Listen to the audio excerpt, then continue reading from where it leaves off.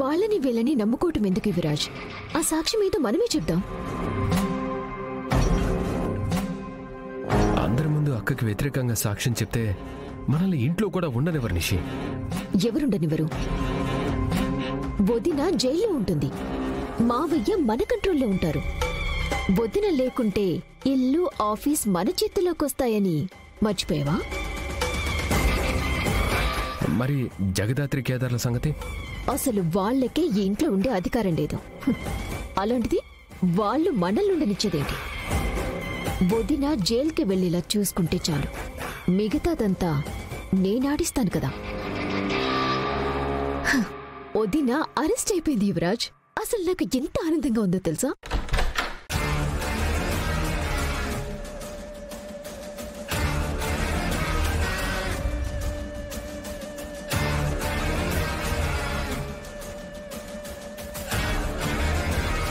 ఏంటత్తయ్యా, ఆనందంతో ఎగిరి గంతేస్తారనుకుంటే ఇలా డల్గా ఉన్నారేంటి?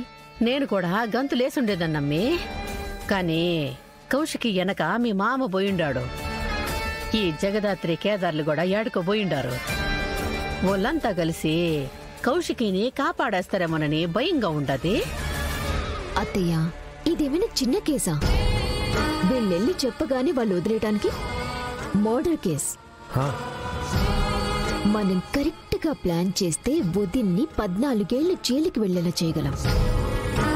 అంతలోపు బెయిల్ ఇప్పించి తీసుకుని వచ్చేస్తే? అయినా బెయిల్ కూడా కష్టమేనమ్మా, ఎందుకంటే ఆఫీసులో అందరి స్టేట్మెంట్లు అక్కకి అగెనిస్ట్ గానే ఇచ్చారు కదా.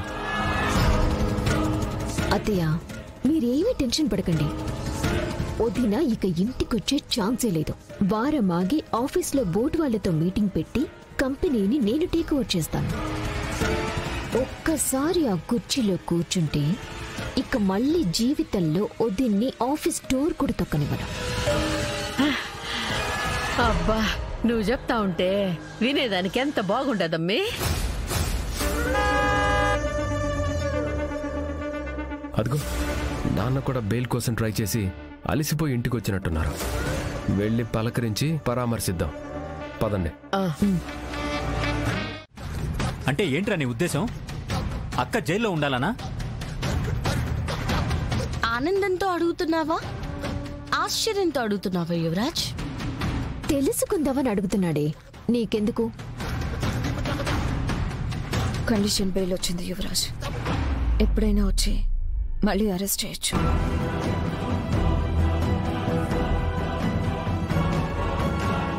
రెండు రోజుల్లో పోలీసులు మర్డర్ చేసిన వాళ్ళెవరో పట్టుకోలేకపోతే అక్కని మళ్ళీ అరెస్ట్ చేస్తారు. ఓహో, అయితే ఇదంతా 3 రోజుల ముచ్చటేనా? ఎట్టా అయినా పోయేది ఆడికి కదమ్మి, మళ్ళీ ఎందుకు బయటకొచ్చుండావు? అక్కడే ఉంటే అలవాటైపోయేది కదక్క. ఈ 2 రోజులు బయటుండి మళ్ళీ జైలుకెళ్ళి అడ్జస్ట్ అవ్వాలంటే కొంచెం కష్టం కదా. అడ్జస్ట్ అవుతారులే యువరాజ్, ఎందుకంటే వదినికి శిక్ష పడితే 14 ఏళ్లు అక్కడే ఉండాలి కదా. నువ్వు కూడా అలా మాట్లాడతావేంటి నిషి? మరంతే కదా కాజీ. పాపం వదిన, 14 ఏళ్ల శిక్ష అంటే వదిన సగం జీవితం. కీర్తేం కావాలి, బాబేం కావాలి? నిషి, మా అక్కకేం కాదు, నిజాయితీగానే తిరిగొస్తుంది. నువ్వేం భయపడాల్సిన అవసరం లేదు. నువ్వంటున్నావు కాబట్టి చెప్తున్నా. మా అక్కకేదైనా అయితే కీర్తిని బాబుని చూసుకోవడానికి చెల్లెలిగా నేనున్నాను. నువ్వా? ఎలా చూసుకుంటావు కాజీ? నువ్వే ఒక పిల్లలేని గొడ్రాలివి. నీకు పిల్లల్ని పెంచడం వల్ల తెలుసు.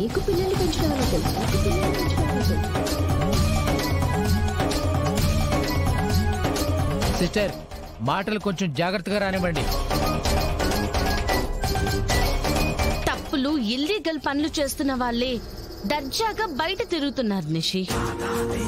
అలాంటిది ఏ తప్పు చేయని వదిన ఎక్కడికి వెళ్ళదు, వెళ్లాల్సిన అవసరమూ లేదు. అక్క ఏ తప్పు చేయలేదని సాక్ష్యాధారాలతో సహా మాకు తెలుసు.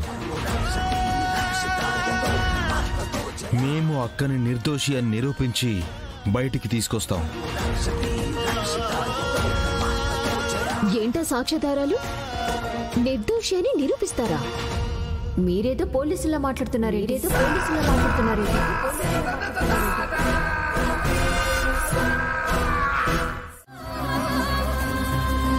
ఈ కేసుని జేడీకేడీ హ్యాండిల్ చేస్తున్నారని తెలిసిందే. వాళ్ళు రంగంలోకి దిగారంటే ఒక్క రోజులోనే కేసుని సాల్వ్ చేసేస్తారు. మీరు నా పక్కనున్నారు. మీరందరూ నాకు అండగా ఉండగా నాకేం కాదని నాకు నమ్మకం ఉంది. మీరు ధైర్యంగా ఉండండి వదినా. ఈ ప్రాబ్లం నుంచి కూడా మీరు బయటపడతారు. ఈ 2 రోజులు న్యూస్లో ఏ స్టేట్మెంట్ అడిగినా ఇవ్వకండక. మన నిజమే అందరికీ గట్టి సమాధానం అవుతుంది. సరే కేదార్. అప్పటి వరకు ఇంట్లో వాళ్ళు ఏమన్నా మీరు విననట్టు వదిలేండి, కానీ పట్టించుకుని మాత్రం బాధపడకండి. సరే జగదాత్రి, మీరిద్దరూ ఉన్నారు కాబట్టి ఇన్ని రోజులు నెట్టుకుంటూ వచ్చాను. కానీ మీరే లేకపోయి ఉంటే ఏ కష్టం దగ్గర ఆగిపోయేదాన్నో నాకే తెలీదు. మీరు మరీ వదినా, మేము మీ పక్కనున్నా లేకున్నా మీరు ఇలాగే పోరాడేవారు. ఎందుకంటే అది మీకు పుట్టుకతోనే అలవాటు పడింది. మాట వరుసకి నా దగ్గర కూడా నన్ను తగ్గనివ్వవు కదా.